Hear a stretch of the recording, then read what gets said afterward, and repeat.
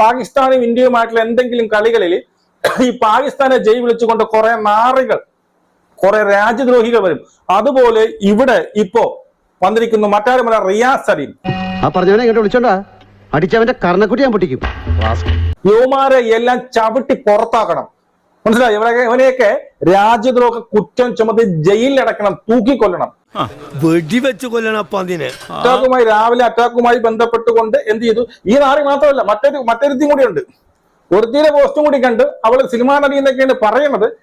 നീ ആരെയാണ് ഉദ്ദേശിച്ചതെന്ന് മനസ്സിലായി, പക്ഷേ അവരെയൊക്കെ അറസ്റ്റ് ചെയ്യാൻ വകുപ്പില്ല. കൊടുക്കാം. ആമിന നിജാം അവൾ ഇട്ടിരിക്കുന്ന പോസ്റ്റ് ഇങ്ങനെയാണ്.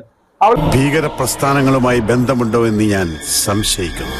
Yes, I am ashamed our country sort out killing as the solution. എനിക്ക് ഭയങ്കര നാണക്കേട്. നീ ഈ കൺട്രിയിലുള്ളതാണ് നമുക്ക് നാണക്കേട്. പറ്റിപ്പോയൊരു അബദ്ധം, പുറത്തറിഞ്ഞ തൂങ്ങിച്ചാവും, അല്ലാണ്ട് വേറെ വഴിയൊന്നുമില്ല. And the economic situation of the country is at the waste. നമ്മുടെ എക്കണോമിക് സിസ്റ്റം വേസ്റ്റ് ആണ്. നീയാണല്ലോ ഇവിടുത്തെ ഇന്ത്യയുടെ എക്കണോമിക് സിസ്റ്റം കൊണ്ടുവരുന്നത്. അപ്പൊ പാകിസ്ഥാന്റെ എക്കണോമിക് സിസ്റ്റം വേസ്റ്റേ അല്ല. think they have sought revenge of Palham attack have been manipulated. അതായത് പൽഹാം അറ്റാക്കിന് റിവഞ്ച് എടുത്തു എന്ന് ചിന്തിക്കുന്നവർ നിങ്ങൾ തെറ്റിദ്ധരിക്കുകയാണെന്നാണ് അവർ പറയുന്നത്. മതി, ഇത് മതി, ഇത് ധാരാളം മതി. ഇപ്പോ റിയാസിന് ഒരു 8ന്റെ പണി, 8എന്നല്ല 16ന്റെ പണിയാണ് റിയാസ് സലീമിന് കിട്ടാൻ പോകുന്നത്. നീ എന്നെ വിരട്ടാണോ? അതെ, വിരളുമെന്ന് ബോധ്യമുള്ളവരെ വിരട്ടുന്നത് എന്റെ ഒരു ഹോബിയാണ്. മിലിറ്ററി ആണ് ഇതിൽ നേരിട്ട് ഇടപെട്ടിരിക്കുന്നത് എന്നുള്ളതാണ് നമുക്കിപ്പോ അറിയാൻ സാധിക്കുന്നത്. ഇതൊരു ഫേക്ക് ന്യൂസോ കാര്യങ്ങളൊന്നും അല്ല. നടപടി എന്തിന്? എന്റെ അടുത്ത് ആരുടെ ഒരു കളിയും നടക്കില്ല. ഇവന്റെ ഈ പോസ്റ്റുമായി ബന്ധപ്പെട്ട് ഏതോ ഒരു മിലിറ്ററി ഉദ്യോഗസ്ഥന്റെ ഭാര്യ മിലിറ്ററിയിൽ കൊടുത്ത കേസുമായി ബന്ധപ്പെട്ട് അതൊരു വൺ കേസായി മാറിയിട്ടുണ്ട്. ഈ റിയാസ് സലീമിനെ ഉള്ളയിൽ എടുത്തിടും.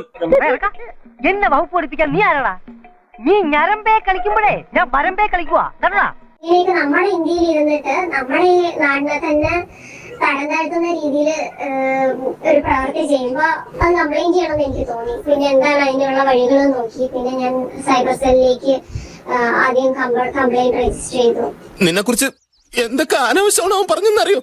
എനിക്ക് സഹിച്ചില്ല. കേസ് മുന്നോട്ട് ഫോർവേഡ് ചെയ്ത് കൊണ്ടുപോകുന്നുണ്ട്. ഇങ്ങനെയുള്ളവരെയൊന്നും വെറുതെ വിടാൻ പാടില്ല. നിങ്ങൾ പറയണ എന്ത് വേണമെങ്കിലും ചെയ്യാം, നാട്ടുകാരെ വിളിച്ചുകൂട്ടി നാട്ടിക്കരുത്. ഇങ്ങനെയുള്ളവന്മാരെയൊന്നും വെറുതെ വിടാൻ പാടില്ല. ഇതൊരു ഭീകരവാദമാണ്, ഇതൊരു രാജ്യദ്രോഹ കുറ്റമാണ്. 100% കറക്റ്റാണ്.